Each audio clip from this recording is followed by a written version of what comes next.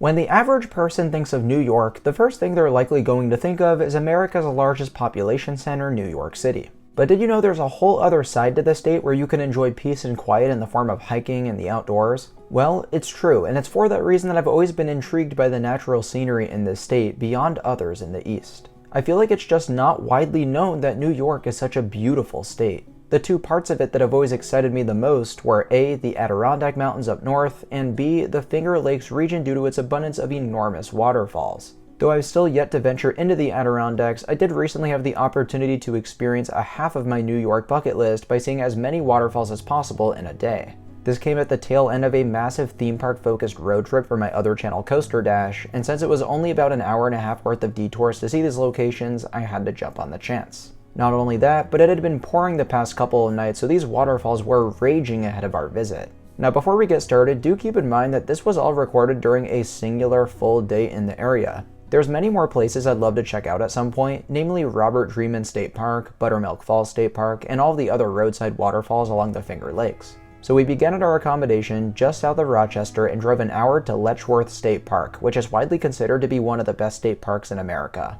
Letchworth spans roughly 17 miles on its north to south axis, following the course of the Genesee River as it flows through a deep gorge and over several large waterfalls. Many refer to the place as the Grand Canyon of the East, which is just kind of annoying because people will call any canyon out here the Grand Canyon of such and such. But I will say this, Letchworth State Park does have one of the more impressive canyons I've seen out east. The cliffs and rock walls tower to heights of up to 550 feet, and standing atop them at one of the park's many overlooks is enthralling. The main road cutting through the park is designed like many national parks and state parks I've visited, where you have tons of pull-offs for viewpoints and hiking trails. Since I was looking to prioritize waterfalls, we didn't get to stop at too many of these, but the overlooks I'd most recommend are the ones that feature the bare rock walls sticking out on the sides. That was a really cool feature of this canyon. Back on the topic of waterfalls, you have the upper, middle, and lower falls, all of which I've heard are impressive. But the lower one is easily the smallest and requires a bit of a hike to get to, so we similarly bypassed this to make time for the more impressive sights later on. Inspiration Point, however, is a must-do, as it'll be your first roadside look at any of the waterfalls.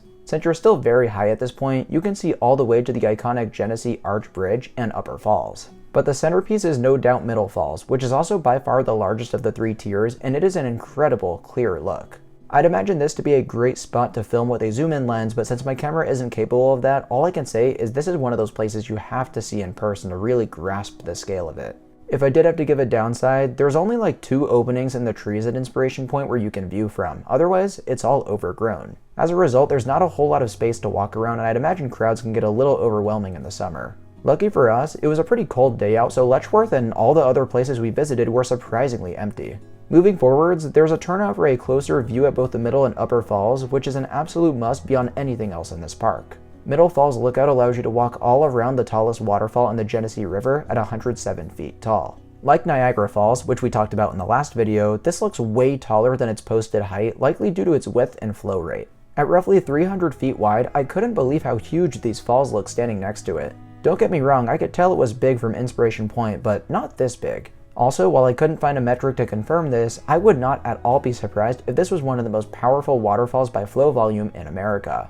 Maybe it was just out of control from all the rain, but I had heard that the waterfalls at Letchworth flow pretty consistently throughout the year since they are fed by a river. So as far as I was concerned, I had just seen one of my new favorite waterfalls on the East Coast, even though these only seemed to get better and better as the day progressed. A short walk to the Upper Falls Lookout reveals another gorgeous waterfall, about 70 feet tall and 70 feet wide. Though it's not as large as the Middle Falls, I think one could make the argument for it being even more iconic with the bridge overhead. Overall, I'm a sucker for bridges that seamlessly fit into their environment, and Genesee Arch Bridge is no exception. It's got a beautiful design and spans 963 feet across. What a great last stop in Letchworth State Park, which absolutely lived up to my expectations. We then made our way an hour 15 minutes east to the bottom of Seneca Lake, the largest of all the Finger Lakes, for Watkins Glen State Park. This was my most anticipated location of the day and a place I'd wanted to visit since I first saw it online all these years back. For those of you unaware of what a glen is, it's essentially a narrow canyon that also typically has water flowing through it, which then classifies it as a gorge. That is absolutely the case for Watkins Glen, which is more akin to a slot canyon, but it's a gorge, so a slot gorge if you will. It formed the same way that allows for the existence of all the waterfalls in this video. Essentially, in the last ice age, this area was covered by glaciers that eventually deepened the Seneca Valley all around the Finger Lakes, which also exist as a result of this phenomenon. And this increased the tributary stream gradient to create rapids and waterfalls wherever there were layers of hard rock, and there's a lot of that in Watkins Glen. Along the course of what might just be one of the most beautifully designed trails I've ever seen, you pass a total of 14 to 19 waterfalls depending on who you ask, of varying shapes and sizes. Aside from the smaller cascades, I love how each of these falls appear dramatically different in shape compared to the last. And even putting the waterfalls aside, the rock composition consisting of shale, sandstone, and limestone is astounding, and it creates so many interesting shapes throughout the gorge. For example, my friend Skylar who was with me pointed out these circular pools of water, which are just so cool. So even with no waterfalls, this glen would be quite magnificent in of itself, but with the water flowing through it, I was in awe practically the entire time. While the whole experience of being here was amazing, I did want to touch on some of my favorite features at Watkins Glen, starting with Cavern Cascade. This is one of the largest waterfalls you'll see in the gorge, but what makes it so cool is the fact that there is also a cave behind it that you can walk through to bypass the falls. Just the way this was designed, and all of the trail for that matter, it's why I say it's one of the most well-designed hikes I've experienced, was spectacular. There are more than 800 stone steps that fit in seamlessly to this environment, and even the bridges deserve a spotlight because they are gorgeous. The best part of Watkins Glen, though, is absolutely Rainbow Falls, and for this, the imagery speaks for itself. It's like the #1 photo spot here, combining every element that I love, from the cascades, to the bridge, to the gentle falls that you walk behind on the left-hand side. My jaw was dropped, and even if you don't plan on making it to the very end of the Glen, you at least need to make it here before turning back around.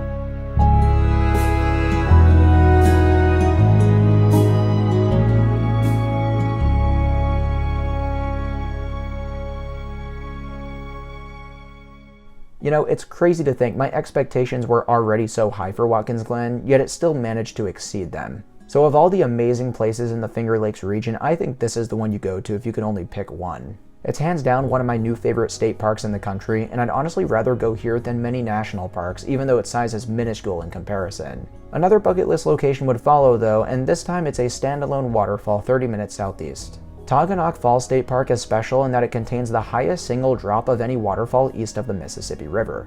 There's two ways to experience this waterfall, either going off to an overlook right off the road or taking a short hike to the base, which is 1.8 miles round trip and entirely flat. We began at the former, getting our first look at the 217-foot tall beauty, which was flowing excellent due to the recent rain. Honestly, when I initially saw Taughannock Falls, I was in disbelief that we were still in New York. I mean, don't get me wrong, I felt that way at Watkins Glen too, but this totally looks like a waterfall you'd see out west, from the height to the flow volume to the giant cliffs surrounding it. I absolutely loved it and thought the overlook was positioned beautifully because it wasn't too close or too far. That said, you know I had to get a look from the base to get a true sense of this waterfall scale. It was a nice trail right along Taughannock Creek. There definitely wasn't a whole lot of scenery change, but there doesn't need to be when the hike is short. The destination was everything I hoped it would be and more, with so much room to walk around and get different angles of the falls. And sure enough, it looks completely massive from down here too. Having said that, it is a little hard to believe this is 33 feet taller than Niagara Falls, but I suppose it isn't as convincing since the flow rate of Niagara is just insane in comparison. Either way, I once again have to declare this a top tier waterfall out east and a must visit if you're in the area.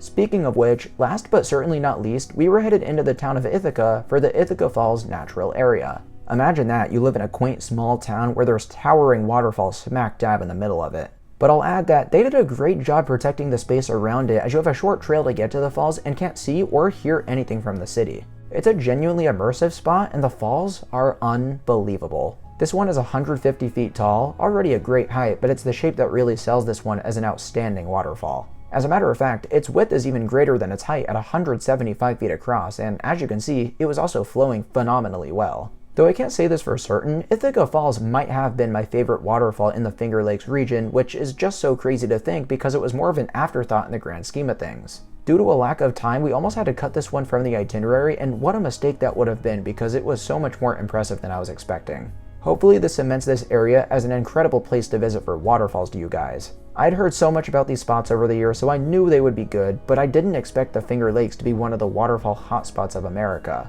Seriously, I've been to very few parts of this country that have a higher concentration of waterfalls this big and beautiful. So it goes without saying you should definitely have all of these on your to-do list moving into the future. Or if you have visited this part of New York, let me know in the comments what you thought of the falls. Be sure to give this video a like if you enjoyed it, and subscribe to Travel Dash for more content like this in the future. Thank you so much for watching, and I will see you very soon. Bye guys.